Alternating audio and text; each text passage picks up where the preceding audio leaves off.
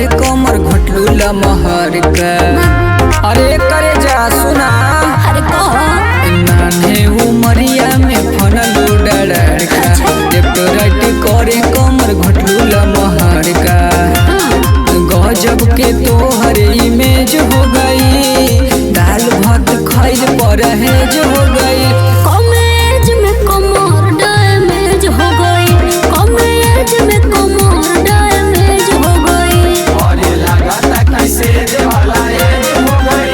College में कमर damage हो गई, कॉलेज में कमर डैमेज हो गई। हर जाना कॉलेज में कमर म्यूजिक बाय डैमेज हो गई।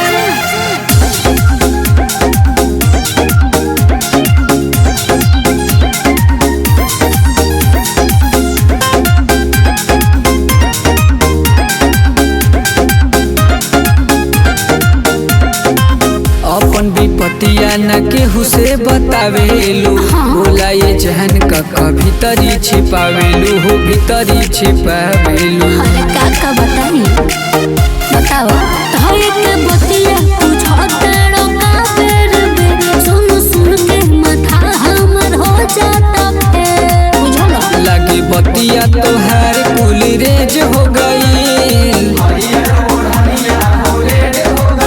कॉलेज में कमर डैमेज हो गई, कॉलेज में कमर डैमेज हो गई।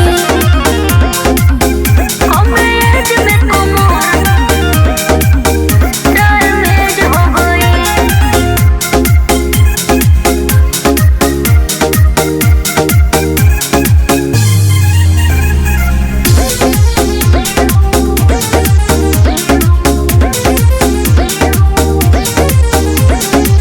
तनी तनी जान कितना के छिखैलू।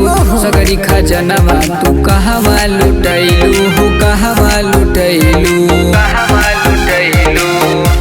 तोहारो को लुटाई का चीज हमर बजौन तौन करो।